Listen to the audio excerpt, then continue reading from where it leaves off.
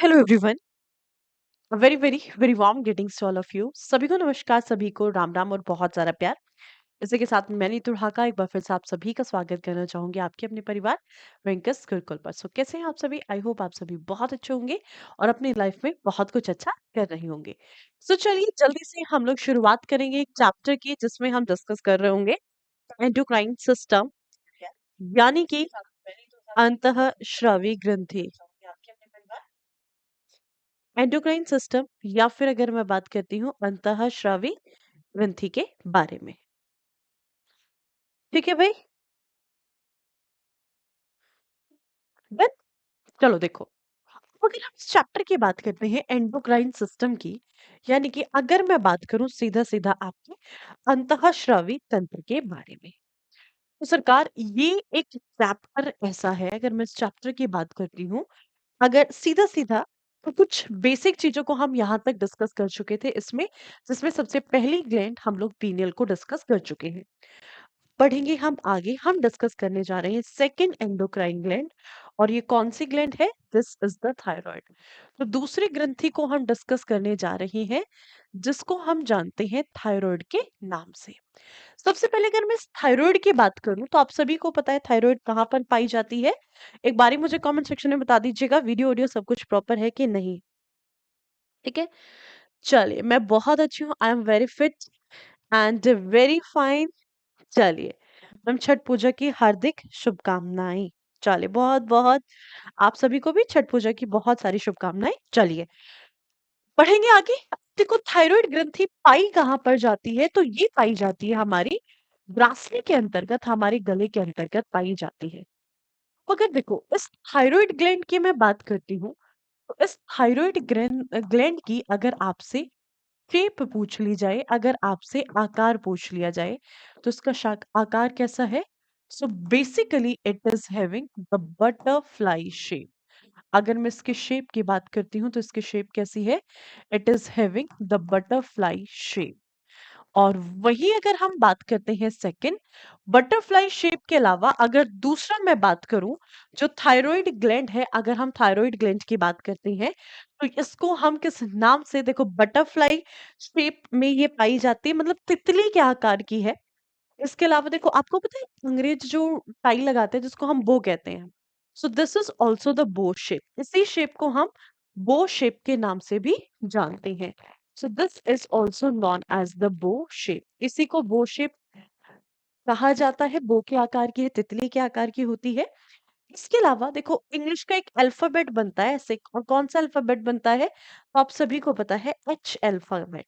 तो थायराइड की जो होती है एच शेप होती है।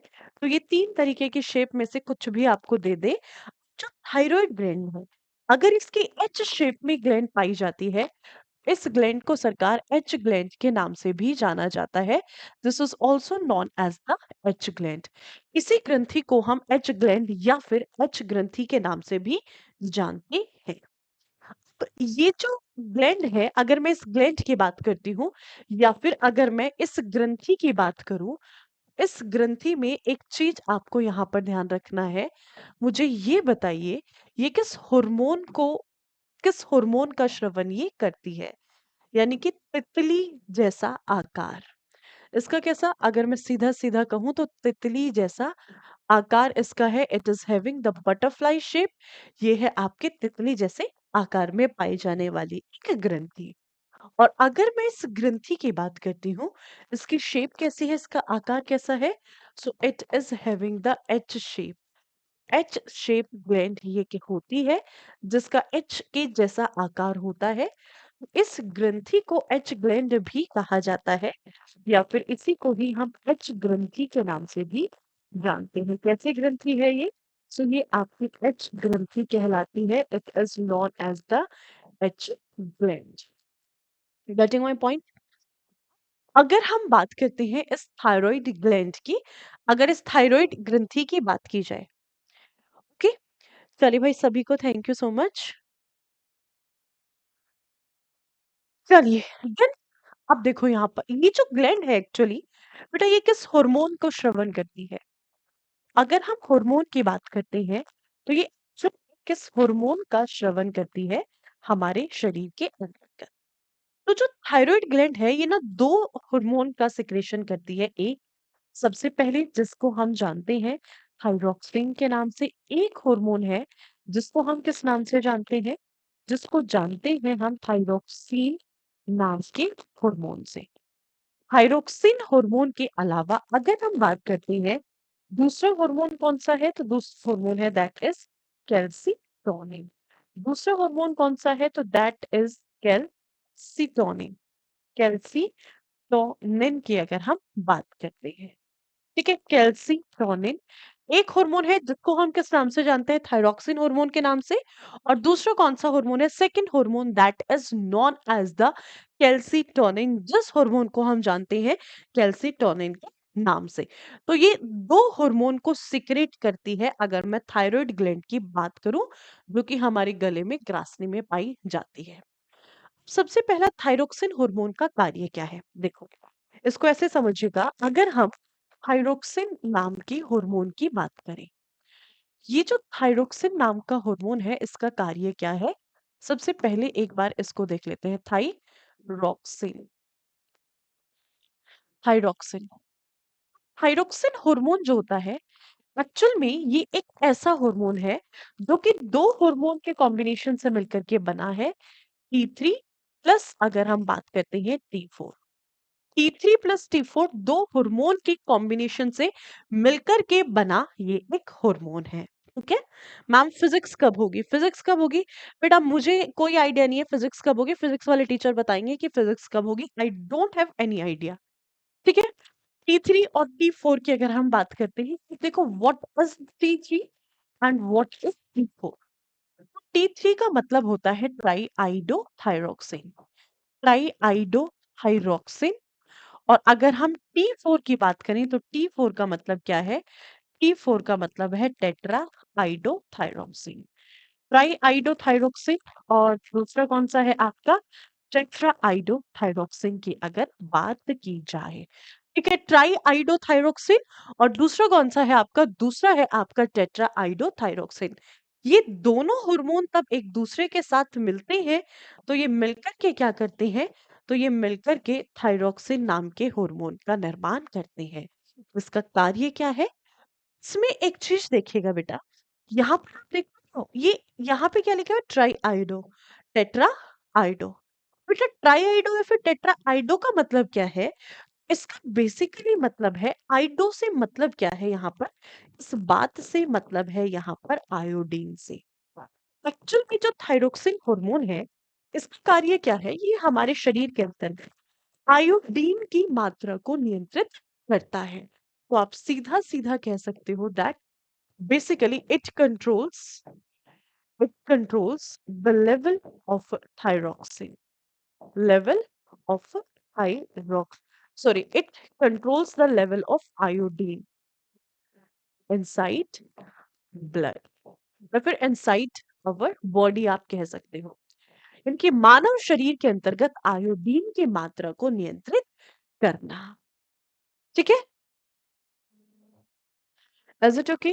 तो सबसे इंपॉर्टेंट पॉइंट यहाँ पर क्या है, तो इस चीज को ध्यान में रखिएगा कि ये क्या करता है, मानव शरीर के अंतर्गत, मानव शरीर के अंतर्गत, मानव शरीर के अंतर्गत आयोडीन की मात्रा को, आयोडीन, आयोडीन की मात्रा को नियंत्रित करना के अंतर्गत आयोडीन, आयोडीन की मात्रा को नियंत्रित करना,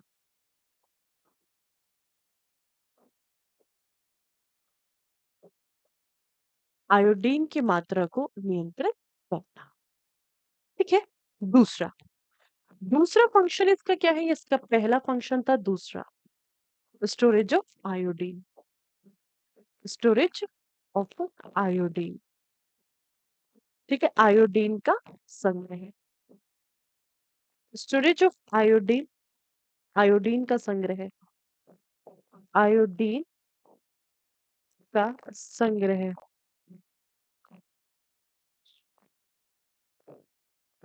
ठीक है, आयोडीन का संग्रह या फिर अगर हम बात करते हैं, ठीक है, स्टोरेज ऑफ आयोडीन, ये कार्य किसका है? तो ये कार्य है हमारे शरीर के अंतर्गत पाए जाने वाला जो थायराइड ग्लैंड है और थायराइड ग्लैंड के द्वारा किया गया hormone, and that hormone is the hormone कौन सा है? सो this is the thyroxine hormone. ठीक है, देन चलिए, अगर हम बात करते हैं, ये बात किसकी हो गई? सबसे पहले थायराइड ग्लैंड की। देखो, अगर हमारे शरीर के अंतर्गत आयोडीन की कमी होती है, यानी कि प्रॉपरली अगर मैं बात करूं हमारी बॉडी में, अगर आयोडीन को कंट्रोल करना है, आयोडीन के अमाउंट को कंट्रोल करता है, तो कौन सी ग्लैंड करती है? Thyroid, thyroid gland. आयोडीन का प्रोडक्शन कौन करती है? थायराइड। आयोडीन का स्टोरेज किसमें होता है? थायराइड ग्लैंड के अंतर्गत। क्वेश्चन ये बनता है कि मैम ये आयोडीन हमारे लिए जरूरी क्यों है? तो सबसे पहले ये ध्यान रखिएगा, because it controls it controls our heart beat. ये क्या करता है? हमारे दिल की धड़कन को, हृदय की धड़कन को नियंत्रित करने का कार्य करता है। It controls our heart beat, यानी कि अगर मैं बात करती हूँ, हृदय की धड़कन को नियंत्रित करने का कार्य ये करता है। दूसरा पॉइंट अगर मैं बात करती हूँ, एक तो ये हमारी हार्ट बीट को कंट्रोल करेगा। सबसे पहला काम क्या है? ये हमारी हृदय की क्या करता है? हमारे हृदय की जो धड़कन होती है उसको नियंत्रित करता है। दूसरा अगर मैं बात करती हूँ, it controls our blood pressure. ये हमारे ब्लड प्रेशर को नियंत्रित करता है, यानी कि अगर मैं बात करती हूँ रक्तदाब को, ब्लड प्रेशर या फिर अगर बात की जाती है रक्तदाब, तो यह हमारे रक्तदाब को नियंत्रित करता है। ठीक है, किसको? तो एक तो ये हमारी हार्ट बीट को, दूसरा हमारे ब्लड प्रेशर को मेंटेन करता है। हमारे शरीर के अंतर्गत आयोडीन की कमी होती है। आयोडीन की कमी से कौन सा रोग होता है? तो आपको पता है हमारी हार्ट बीट जो है डिसबैलेंस हो जाएगी। इसके अलावा अगर हम बात करते हैं, हार्ट बीट के अलावा दूसरा अगर बात की जाती है, दिल की धड़कन, ब्लड प्रेशर, ये दोनों डिसबैलेंस हो जाएंगे, ऊपर नीचे हो जाएंगे। दूसरा, सबसे पहले अगर आयोडीन की कमी होती है, तो सरकार आयोडीन की कमी से हमारे शरीर के अंतर्गत होता है घेंघा रोग। इसकी कमी से हमारे शरीर के अंतर्गत एक डिजीज होती है जिसको हम जानते हैं गॉइटर के नाम से। और ये क्या करता है? ये हमारी थायराइड ग्लैंड को इफेक्ट कर देता है। ये हमारी थायराइड ग्लैंड को प्रभावित कर देता है। Are you getting my point? तो यहाँ पे क्या होगा? सीधा सीधा अगर मैं बात करती हूँ, गॉइटर। चलिए, नेक्स्ट, इसके बाद हम बात करेंगे ये थायराइड। थायराइड के बाद जो दूसरी ग्लैंड आती है हमारे शरीर के अंतर्गत, वो आती है पैराथायरॉयड। देखो, अब एक और बहुत इंपॉर्टेंट क्वेश्चन यहाँ से है। इतना तो आप लोगों ने जान दिया कि भाई थायराइड किस लिए जरूरी है, आयोडीन की कमी से क्या होता है।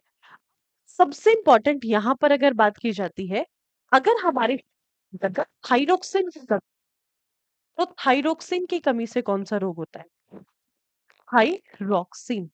अब आपसे क्वेश्चन पूछा जाए, अगर हमारे शरीर के अंतर्गत थायरोक्सिन की कमी है, तो थायरोक्सिन की कमी से कौन सा रोग हमारे शरीर के अंतर्गत होता है? तो वह कौन सा रोग है जो थायरोक्सिन की कमी से हमारे शरीर के अंतर्गत होता है? तो इसको हम जानते हैं हाइपो हाई हाइपो थायरॉयडिज्म के नाम से।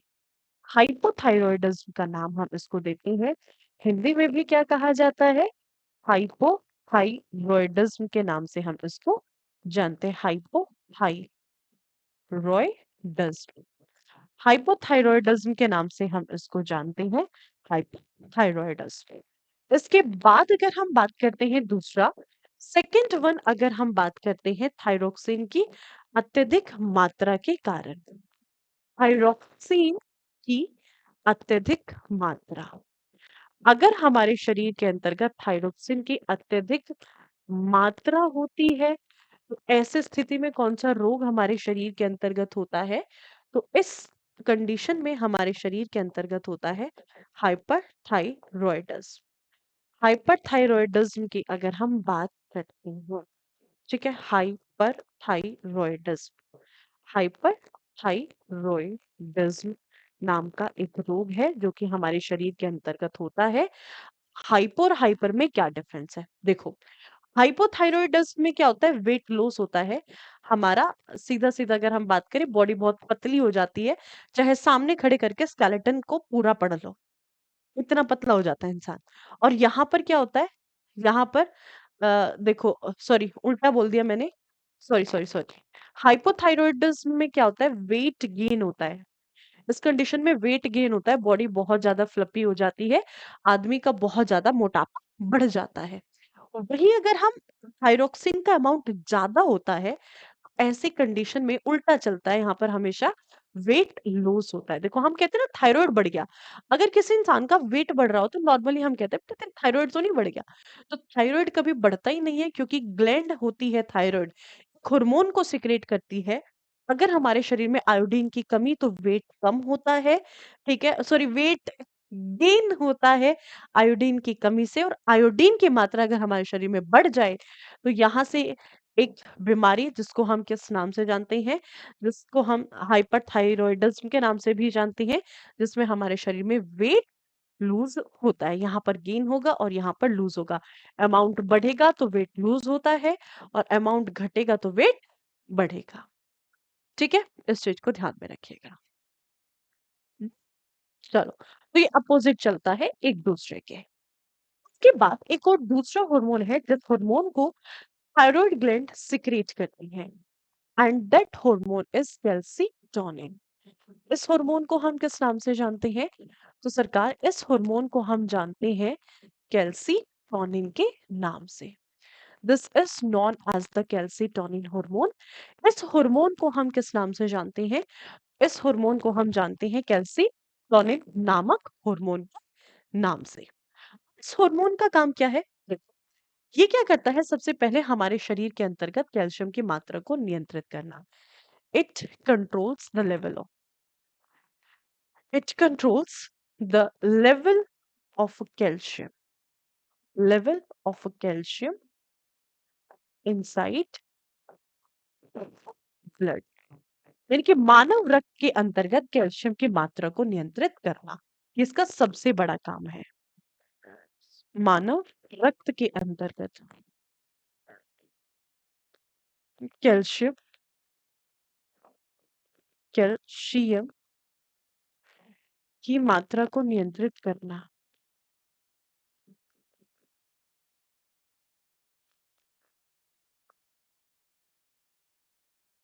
ठीक है, कैल्शियम की मात्रा को नियंत्रित करना।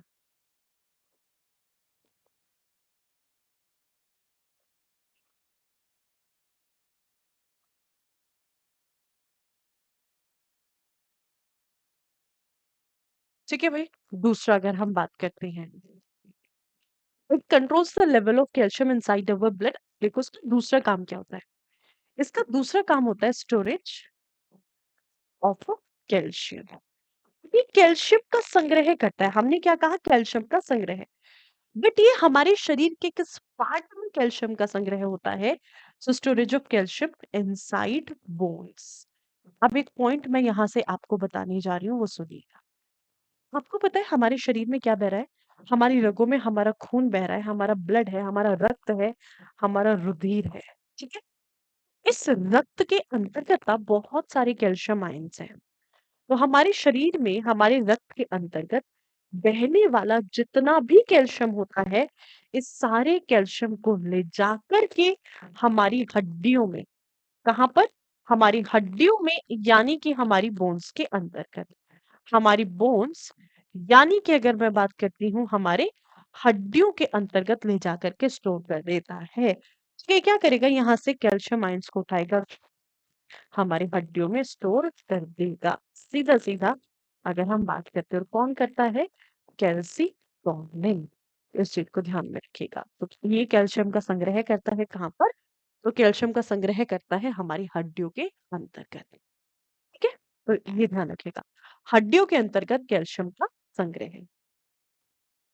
हड्डियों के अंतर्गत कैल्शियम का संग्रह। हड्डियों के अंतर्गत कैल्शियम का संग्रह। और जिस कैल्शियम को ये कहाँ से लेकर के आएगा? हमारे रक्त से लेकर के आएगा कैल्शियम का संग्रह। समझे इस बात को? Are you getting my point? Yes और नो? ठीक है। नेक्स्ट अगर हम बात करते हैं, ठीक है, सीधा सीधा अगर हम बात करें, नेक्स्ट, डन, आ जाओ।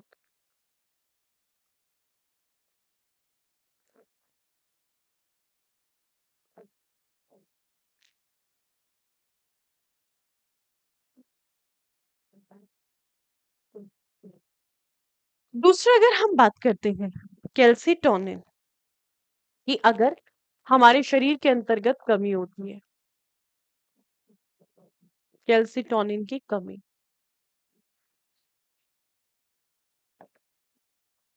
कैल्सीटोनिन की कमी, अगर हमारे शरीर के अंतर्गत कैल्सीटोनिन की कमी होती है तो यहाँ से हमारी हड्डियां कमजोर होती है, वीकेंड बोन्स आप कह सकती हो, ये हमारी हड्डियों को प्रभावित करती है। तो यहाँ से हमारे शरीर में एक रोग हो सकता है जिसको हम ओस्टियोपोरोसिस के नाम से भी जानते हैं, जिसमें हमारी हड्डियां जो है क्या करनी शुरू कर देती है, हड्डियां हमारी हड्डियों में छेद होने शुरू हो जाती हैं, हमारी हड्डियां कमजोर हो जाती है। ओस्टियोपोरोसिस का मतलब क्या है? हड्डियों में छेद, हड्डियों में छेद होने शुरू हो जाते हैं। इसके अलावा वीकेंड बोन्स आप कह सकते हो, वीकेंड बोन्स की अगर हम बात करते हैं, हमारी हड्डियों का कमजोर हो जाना, आप, ये भी एक रीजन है, हड्डियों का कमजोर होना, हड्डियों का कमजोर होना, ठीक है। तीसरा पॉइंट अगर हम बात करें, तीसरा कारण क्या है यहाँ पर? ठीक है, हमारे शरीर में कैल्शियम की कमी होती है, तो कैल्शियम की कमी के कारण से हमारे और भी बहुत सारे फंक्शंस पर इफेक्ट पड़ता है, क्योंकि बहुत सारी ऐसी क्रियाएं हैं हमारे शरीर के अंतर्गत जो कैल्शियम की मदद से ही पूरी होती है। ठीक है, चलिए। But Sachin, Praveen, weight loss hyperthyroidism में नहीं होता है बेटा, हाइपोथायरॉयडिज्म में होता है अगर कमी होती है। ठीक है, इस चीज को ध्यान रखिएगा। अब देखो यहाँ पर, ये तो बात हो गई हमारी किसकी, मतलब हम थायराइड ग्लैंड होती है हमारी कंप्लीटली फिनिश्ड। चलते हैं हम नेक्स्ट ग्लैंड की तरफ, and that is parathyroid gland. अब ये हमारी तीसरी ग्रंथि है जो हमें डिस्कस करनी है। कहाँ पाई जाती है? हमारे ग्रासनी में, गले में, यहाँ पर आपकी बटरफ्लाई शेप में होती है थायराइड, कुछ इस तरीके की शेप की है आपकी थायराइड। और इसी थायराइड के चारों कॉर्नर पर ये जो पिंक कलर की आपको चार ग्लैंड्स दिखाई दे रही हैं, इन चारों ग्रंथियों को हम किस नाम से जानते हैं? पैराथायरॉयड ग्रंथियों के नाम से जानते हैं। कहाँ पर पाई जाती है? अब पैराथायरॉयड की अगर आपसे लोकेशन पूछ ली जाए तो कहाँ पर है? In the lobe of the thyroid. कहाँ पर है? In the lobes of thyroid, thyroid ग्रंथि के किनारों पर। कहाँ पर पाई जाती है? थायराइड ग्रंथियों के किनारों, थायराइड ग्रंथि के किनारों पर, थायराइड ग्रंथि के किनारों पर। आपसे क्वेश्चन पूछा जाए कि ये किस हार्मोन का श्रवण करती है, so it basically secret PTH hormone. ये किस हार्मोन का श्रवण करती है सरकार? थायराइड हार्मोन का श्रवण। पीटीएच हार्मोन की फुल फॉर्म है पैराथायरॉयड हार्मोन। इस हार्मोन को हम किस नाम, पैराथायरॉयड हार्मोन के नाम से, पैराथायरॉयड हार्मोन हम इसको कहते हैं। This is basically not the PTH hormone. ठीक है भाई, अब देखो ये जो पैराथायरॉयड हार्मोन है ये क्या करता है? कैल्सिटोनिन का बिल्कुल कॉन्ट्राडिक्टरी होता है। अगर मैं पीटीएच की बात करूं तो it is basically inversely proportional to the calcitonin. सीधा सीधा कह सकते हो कि ये कैल्सिटोनिन के इनवर्सली प्रोपोर्शनल होता है, यानी कि जो काम कैल्शियम का होता है उसके अपोजिट होता है। ठीक है, अब देखो हमने एक चीज पढ़ी थी कि हमारे रक्त में क्या होता है, और रक्त से हड्डियों में कैल्शियम जाकर के स्टोर होता है। तब इस हड्डी में कैल्शियम स्टोर होता है तो वो होता है CA3PO4 के होल ट्वाइस के रूप में, यानी कि किस है, तो ये स्टोरेज होता है भाई कैल्शियम फॉस्फेट के रूप में। आपको पता है यहाँ कैल्शियम भी है, और कैल्शियम के बारे में है, कैल्शियम और फॉस्फेट यहाँ पर दोनों है, ठीक है। अब अगर यहाँ पर दोनों है, कैल्शियम भी है और फॉस्फेट भी है, तो ऐसी स्थिति में एक्चुअल में क्या होता है कि जो पीटीएच है और कैल्सीटोनिन है, ये क्या कर रहे हैं, एक दूसरे को कॉन्ट्रडिक्ट कर रहे होते हैं। पीटीएच क्या करेगा, कैल्शियम ने रक्त से ले जाकर के हड्डियों में क्या किया था, देखो सीधा सीधा यहाँ पे ध्यान रखिएगा कि हमने क्या देखा, ये है हमारा ब्लड, और ब्लड में क्या है, ब्लड में है कैल्शियम आयंस। तो सीधा सीधा सीधा क्या किया था, हार्मोन ने, सॉरी, सबसे पहले हमने देखा था कैल्सीटोनिन, तो जो कैल्सीटोनिन हार्मोन है, इसने क्या किया, कैल्शियम को निकाला और ले जाकर के हमारी हड्डियों में भर दिया, और किस फॉर्म में, CA3PO4 का होल ट्वाइस, यानी कि अगर मैं बात करती हूँ कैल्शियम फोस्फेट के रूप में, कैल्शियम फोस्फेट के रूप में ले जाकर के इसने हड्डी में कैल्शियम को भर दिया। Getting my point. चलो देखो पीटीएच क्या करता है, पीटीएच भाई इसका बिल्कुल कॉन्ट्रडिक्टरी है, और कॉन्ट्रडिक्टरी का मतलब क्या है कि हमारी हड्डियों में जो कैल्शियम फॉस्फेट भरा हुआ था, अब ये क्या करेगा, ये कैल्शियम फॉस्फेट को तोड़ देगा।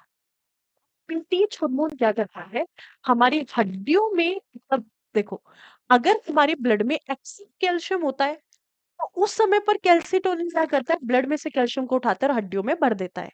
बट जिस समय पर हमारे शरीर में कैल्शियम की कमी होती है, ऐसी स्थिति में पीटीएच क्या करता है, हमारी हड्डियों से कैल्शियम को उठाएगा, वापस से ब्लड में लेकर के जाएगा। एक्चुअल में जो पीटीएच का फंक्शन होता है, तो ये हमारे शरीर के अंतर्गत फास्फोरस की मात्रा को नियंत्रित करता है। ध्यान रखिएगा, यह है फास्फोरस, फास्फोरस की मात्रा को नियंत्रित करता है, मात्रा को नियंत्रित करता है, ये इसका है, यानी कि it maintains the level of phosphorus, it maintains it maintains the level of phosphorus। तो ये हमारे शरीर के अंतर्गत फास्फोरस की मात्रा को नियंत्रित करता है हमारे शरीर में। ये क्या कर रहा है, फास्फोरस, जिस समय पर हमारे शरीर में कैल्शियम की और फास्फोरस की कमी होती है और हड्डियों में एक्सेस फास्फोरस होता है, उस समय पर क्या करता है, हमारी हड्डियों में जो कैल्शियम फॉस्फेट है, इसको तोड़ देगा। ये जो कैल्शियम फॉस्फेट है, ये किस में टूटेगा, Pa2 पॉजिटिव, और दूसरा किस में टूटेगा, PO4 का 3 नेगेटिव में ये ब्रेक हो जाएगा। कि ऐसे भी लिख सकते हो, आपका PO4 3 नेगेटिव में ये ब्रेक हो जाएगा, या फिर ऐसे ही लिखा हुआ अच्छा लगता है, PO4 3 नेगेटिव में ये ब्रेक हो जाएगा। यानी किसने क्या किया, हमारे शरीर में फास्फोरस की मात्रा को नियंत्रित करने के लिए कैल्शियम फॉस्फेट को ब्रेक कर दिया। ये इनडायरेक्टली ये क्या कर रहा था, देखो डायरेक्टली तो ये फास्फोरस की मात्रा को नियंत्रित कर रहा था, बट इनडायरेक्टली इसने कैल्शियम की मात्रा को भी नियंत्रित कर दिया। तो एक चीज ध्यान में रखिएगा, जिस समय पर एक्सेस कैल्शियम हमारा ब्लड में, तो कैल्सीटोनिन ब्लड से लेकर के जाएगा, हड्डियों में ले जाकर छोड़ देगा कैल्शियम के रूप में।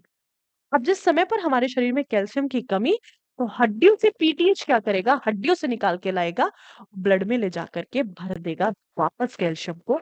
तो ये दोनों हार्मोन एक दूसरे के कॉन्ट्रडिक्टरी होते हैं, एक दूसरे के अपोजिट कार्य करते हैं, ठीक है। अब अगर पीटीएच की कमी होगी, तो हमारी हड्डियों पर ये प्रभाव डालेगा, हमारी हड्डियां यहाँ से कमजोर होंगी, समझे।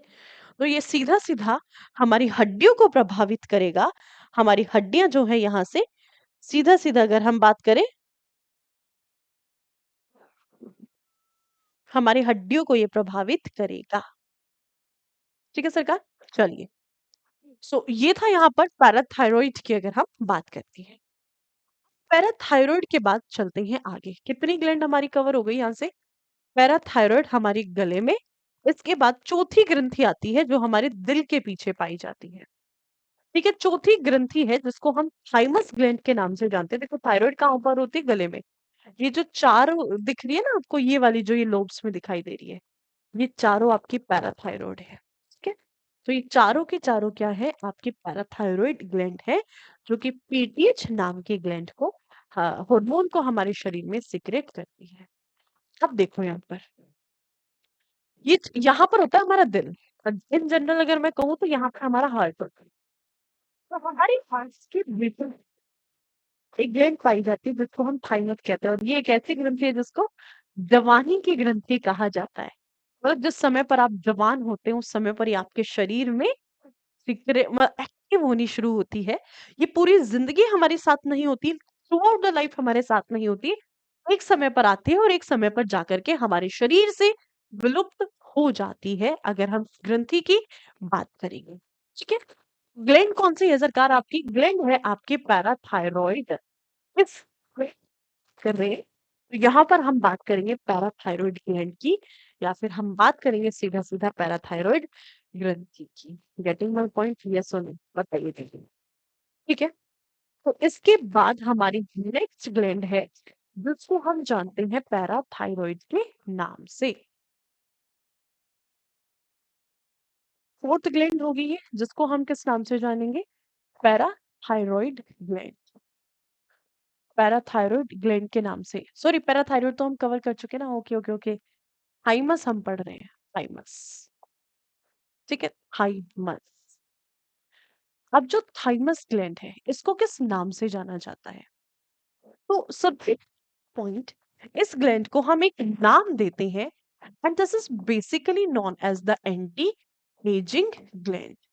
इसको एंटी एजिंग ग्लैंड के नाम से जाना जाता है, यानी कि आपको जवान बनाए रखती है, बुढ़ापे को रोकने का कार्य करती है। तो इसको कहा जाता है जीनता वृद्धक। जीनता वृद्धक ग्रंथि की अगर मैं बात करती हूँ, तो इसको हम जानते हैं एंटी एजिंग ग्लैंड नाम से, बुढ़ापे को रोकने का कार्य करती है। आपको पता है ये हमारे शरीर में एक्टिव कब है? ये हमारे शरीर में सक्रिय कब होती है? तो सरकार ये सक्रिय होती है हमारे शरीर के अंतर्गत at the age of puberty. तो ये प्यूबर्टी के समय पर, यानी कि ये किशोरावस्था के दौरान, किशोरावस्था के दौरान ये हमारे शरीर के अंतर्गत सक्रिय होती है। इसके बाद क्या होगा? ये अगर हम बात करते हैं करीबन 50 से 55 वर्ष की आयु तक जाते जाते ये हमारी बॉडी से विलुप्त हो जाती है, ये हमारे शरीर से खत्म हो जाती है। यानी कि विलुप्त हो जाएगी, ये हमारी बॉडी से खत्म हो जाएगी, हमारी बॉडी से विलुप्त ये हो जाती है। अगर हम इस ग्लैंड की बात करते हैं, थाइमस की, अगर थाइमस नामक ग्रंथि की बात की जाए तो ये क्या करेगी? हमारी बॉडी से खत्म हो जाएगी, ये हमारे शरीर से विलुप्त हो जाएगी। क्वेश्चन ये है कि ये बताओ, ये किस हार्मोन का श्रवण करती है? Which hormone is secreted by this gland? तो ये जो ग्लैंड है हमारे शरीर के अंतर्गत थाइमोसिन नाम के हार्मोन को सिक्रेट करती है। किस हार्मोन को? थाइमोसिन। थाइमोसिन नाम का हार्मोन है जिसका ये सिक्रेशन करती है। अब ये थाइमोसिन हार्मोन क्या करता है? तो ये जो थाइमोसिन हार्मोन है हमारे शरीर में प्यूबर्टी के टाइम पर होने वाले जितने भी हमारी बॉडी में चेंजेस हैं, जैसे लड़कियों के अंदर मेंस्ट्रुएशनल साइकिल का आना, माहवारी का आना, मासिक धर्म चक्र का आना, या फिर लड़कों के अंदर दाढ़ी मूंछ का आ जाना, इस तरीके के कार्य इसके होते हैं। तो सबसे पहला, अगर मैं इस थाइमस ग्लैंड की बात करती हूँ, ये थाइमोसिन नाम के एक हार्मोन को सिक्रेट करती है।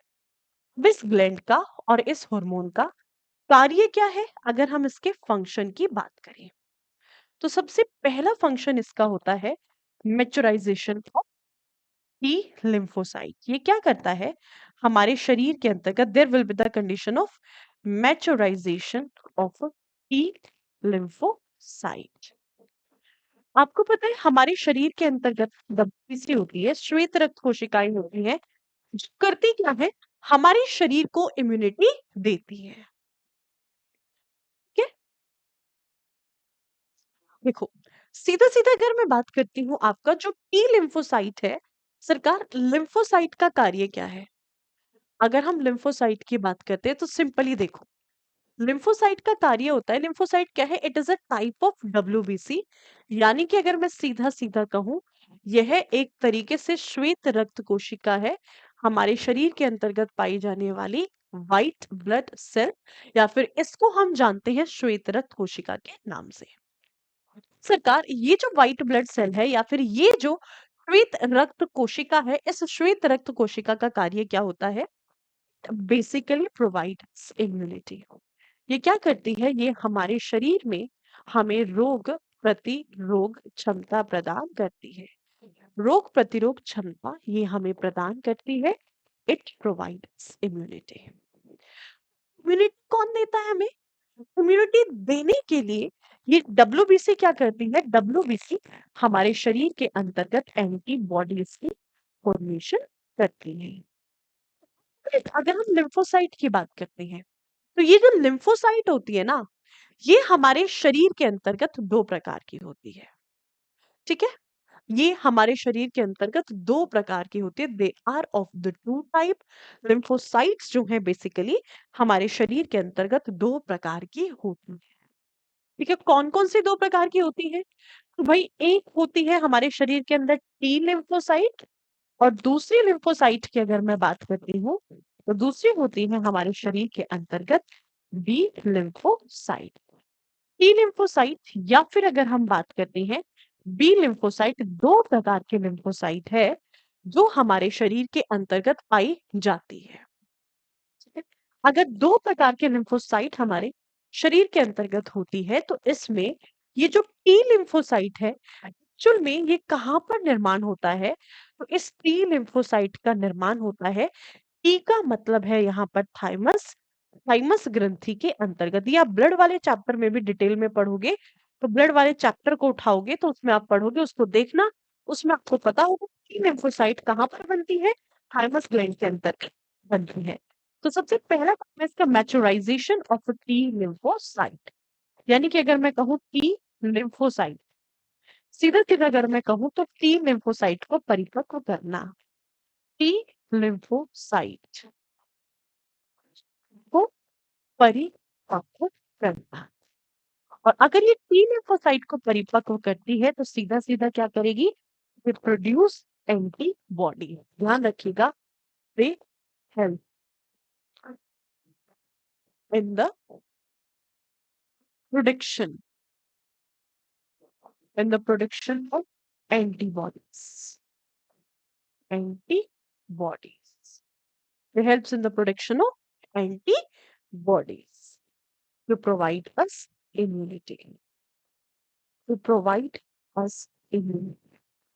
यानी कि हमें रोग प्रतिरोध क्षमता प्रदान करने की, ठीक है, मनुष्य को रोग प्रतिरोध क्षमता प्रदान करने के लिए, मानव को रोग प्रतिरोध क्षमता प्रदान करने के लिए, क्षमता प्रदान करने के लिए एंटीबॉडी, एंटीबॉडीज, एंटीबॉडी का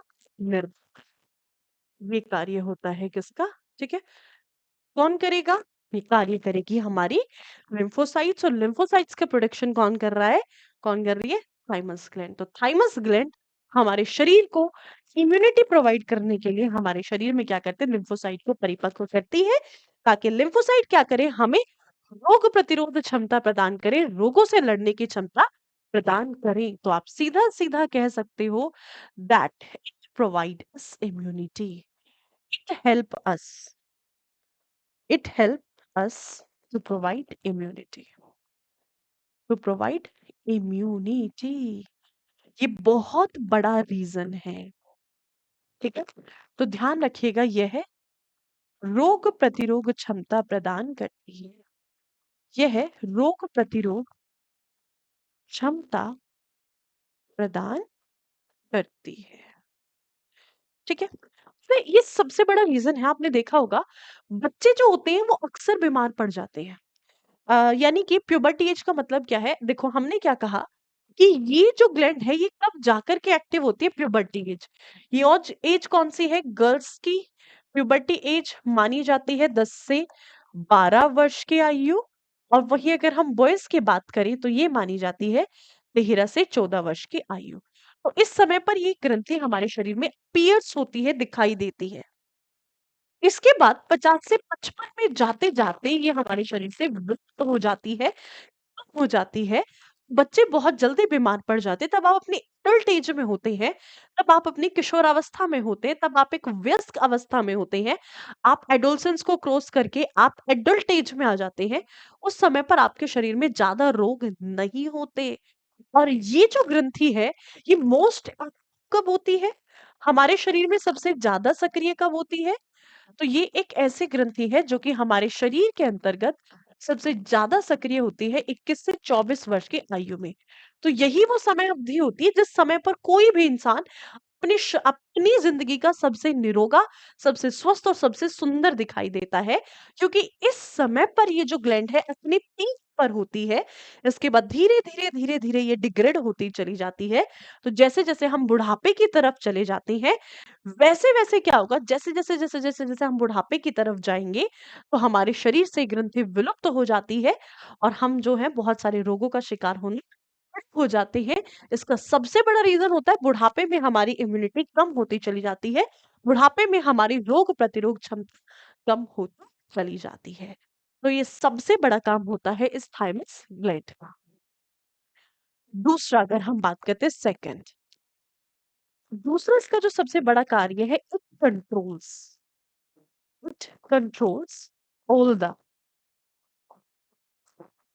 sexual changes, all the sexual changes inside human body. Inside मैं कह सकती हूँ ऐसे, इनसाइड बॉयज एंड गर्ल्स, ठीक है। यानी कि ये लड़कों लड़कियों के अंतर्गत होने वाले जो लैंगिक परिवर्तन है, ठीक है, लड़के और लड़कियों के अंतर्गत होने वाले होने वाले लैंगिक परिवर्तन,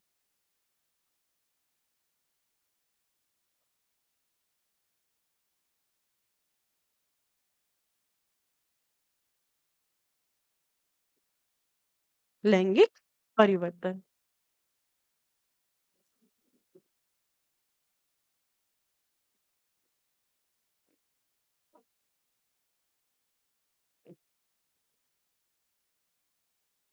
इस चीज को ध्यान रखिएगा। जैसे अब सेक्सुअल चेंजेस में क्या होंगे, जैसे अगर हम बात करते हैं गर्ल्स की, आपको पता है कोई भी एक लड़की जैसे ही किशोरावस्था में पहुंचती है, वैसे ही हर एक लड़की के अंतर्गत मेंस्ट्रुएशनल साइकिल शुरू होती है। लड़कियों के अंतर्गत क्या होता है, अगर मैं बात करती हूँ, तो जैसे ही कोई भी लड़की अपनी किशोरावस्था के अंतर्गत पहुंचती है, तो फीमेल बॉडी के अंतर्गत जो है मेंस्ट्रुअल साइकिल शुरू होती है। मेंस्ट्रुअल साइकिल का मतलब क्या है, मासिक धर्म चक्र। मासिक धर्म चक्र शुरू हो जाता है, ठीक है। अब एक बहुत इंपॉर्टेंट क्वेश्चन, देखो फीमेल्स के अंतर्गत throughout the life menstruational cycle नहीं होती है, तब एक लड़की 10 से 12 वर्ष की आयु में होती है। इस समय पर तब वो किशोरावस्था में प्रवेश कर रही होती है। इस समय पर इसके शरीर में ये साइकिल होती है, जिसको हम क्या कहते हैं, जिसको हम साइंटिफिक भाषा में मेनार्क का नाम देते हैं। इसको क्या कहते हैं, हम मेनार्क कहते हैं साइंटिफिक भाषा में। दूसरा अगर हम बात करते हैं सेकंड पॉइंट, अब ये जो मेंस्ट्रुएशनल साइकिल है, ये आगे जाकर के ये चक्र जो है रुक जाता है। तब ये चक्र जाकर के रुकता है। इस अवस्था को हम क्या कहते हैं, इस अवस्था को हम जानते हैं मेनोपॉज के नाम। इस अवस्था को हम मेनोपॉज कहते हैं, ठीक है। जिसको हम देखो, मोनाक को हम क्या कहते हैं, रज्जो धर्म भी कहा जाता है। इसको हिंदी में हम रज्जो धर्म कहते हैं। और जिस समय पर ये साइकिल स्टॉप होती है, तो ये महिला के अंदर थ्रू आउट द लाइफ नहीं चलता है। तो साइंटिफिकली 48 ईयर्स या फिर पर्सन टू पर्सन डिपेंड करता है। 50 से 55 वर्ष की आयु तक जाते जाते महिलाओं के अंतर्गत मेंस्ट्रुएशनल साइकिल या फिर मासिक धर्म चक्र जो है, मासिक धर्म चक्र रुक जाता है। जिस स्थिति को हम मेनोपॉज कहते हैं या फिर जिस स्थिति को हम कहते हैं रज्जो अनुवृत्ति, जिस स्थिति को हम रज्जो अनुवृत्ति का नाम देते हैं, जिस स्थिति को हम मेनोपॉज का नाम देते हैं। ठीक है? अब देखो, मेल और फीमेल रिप्रोडक्टिव सिस्टम की अगर मैं बात करूं, एक बहुत बड़ा डिफरेंस होता है।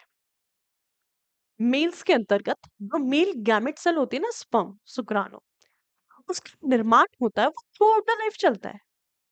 That will be through out the life, यानी कि जिस समय पर बच्चा माँ के गर्भ में होता है, उस समय भी बच्चों का इजैकुलेशन होता है। उस समय पे भी उनकी बॉडी में इजैकुलेशन होता है। तो मेल्स के अंतर्गत जैसे ही टेस्टिस की फॉर्मेशन हो गई और वो टेस्टिस स्कॉट सेक में आ गए, जैसे ही टेस्टिस स्कॉटम सेक में आए, वैसे ही मेल्स के अंदर, पुरुष के अंदर क्या होता है, शुक्राणु का निर्माण शुरू हो जाता है और इजैकुलेशन कई बार बच्चे माँ के गर्भ में भी हो जाता है। ठीक है? अब इसके बाद फीमेल्स के साथ ऐसा नहीं होता। अब एक बेटी जन्म लेती है तो उसके ओवरीज में, अंडाशय में 1000 फॉलिकल सेल्स के, मतलब नियर अबाउट 1000 फॉलिकल सेल्स पाई जाते हैं, जिनको फोलिक कोशिका कहा जाता है। धीरे-धीरे जैसे बच्ची मैच्योर होती जाती है, वो अपने बाल्यावस्था से किशोरावस्था में प्रवेश कर रही होती है, यानी कि जिस समय पर वो 11 से 12 वर्ष की आयु में होती है, वो समय एक ऐसा समय होता है जिस समय पर अगर मैं बात करती हूँ, वो बच्चे क्या करेंगे, अपनी किशोरावस्था से अपनी अपनी बाल्यावस्था से किशोरावस्था में प्रवेश कर रही होती है। उस समय पर हर महीने फीमेल की एक ओवरी से एक ओवा निकलता है और वो प्रेगनेंसी के लिए रेडी हो जाता है, फर्टिलाइजेशन के लिए रेडी हो जाता है। तो हर महीने एक ओवर रिलीज होता है, एक अंड बाहर निकलता है और इसी कंप्लीट प्रोसेस को हम क्या कहते हैं, मेंस्ट्रुएशनल साइकिल कहते हैं, मासिक धर्म चक्र कहते हैं। और यह चक्र कितने दिन का होता है अगर आपसे पूछ लिया जाए, so it is of the 28 days. 28 दिन की ये साइकिल होती है, 28 दिन का ये चक्र होता है। ठीक है? इसके अलावा फीमेल्स के अंदर ब्रेस्ट फॉर्मेशन होनी शुरू हो जाती है ना? ब्रेस्ट का निर्माण यानी कि स्तन का निर्माण होना शुरू हो जाता है। स्तन ग्रंथियों का जो आकार होता है, वो बढ़ना शुरू हो जाता है, साइज़ बढ़ना शुरू हो जाता है और मेल्स के अंदर क्या होगा? मेल्स के अंदर दाढ़ी मूंछ आनी शुरू हो जाती है, लड़कों की आवाज़ भारी होनी शुरू हो जाती है। तो इस तरीके के चेंजेस होती है बॉयज़ के अंतर्गत। ठीक है? टेस्टोस्टेरोन पीक पर जाना शुरू हो जाता है, फीमेल के अंदर एस्ट्रोजन पीक पर जाता है और मेल्स के अंदर टेस्टोस्टेरोन का अमाउंट जो है धीरे-धीरे बढ़ना शुरू हो जाता है। तो ये चीज़ों को ध्यान रखिएगा। अब इसमें एक और तीसरा पॉइंट मैं आपको लिखा दूँ, एग्ज़ाम में घुमा के क्वेश्चन पूछता है, सीधा क्वेश्चन आपसे नहीं पूछता है। It controls our sexual hormones. It controls our sexual hormones. It controls our sexual hormones. यह लैंगिक हार्मोन को नियंत्रित करता है। यह है लैंगिक हार्मोन, लैंगिक हार्मोन को नियंत्रित करता है।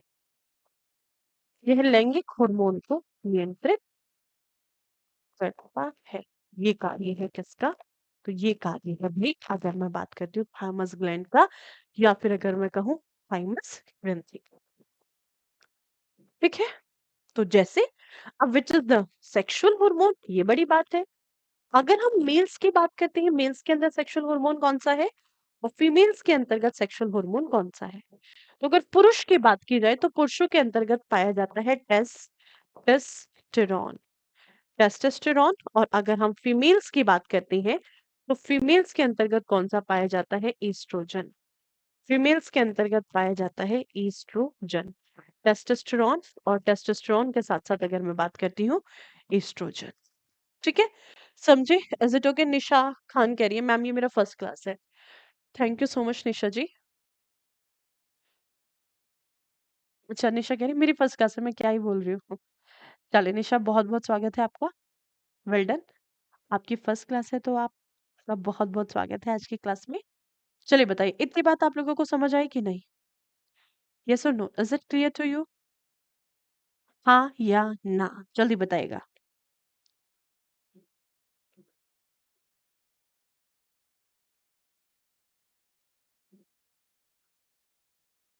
ठीक है? चलिए, किसी को भी कोई भी डाउट यहाँ तक, कोई दिक्कत, कोई परेशानी? सभी को क्लियर है? आई एम वेटिंग, अभी मैं आप लोगों के कमेंट्स देख रही हूँ, उसके बाद तो मैं पढ़ाना शुरू करती हूँ, फिर मैं कमेंट्स नहीं देखती हूँ। ठीक है? तो ये बात थी आपकी थाइमस ग्लैंड की। देखो, अगर हमारे शरीर में थाइमोसिन की कमी, तो रोग प्रतिरोध क्षमता हमारी कम हो जाएगी, हम बहुत जल्दी बीमार हो जाएंगे। Getting my point? बताइएगा जल्दी से।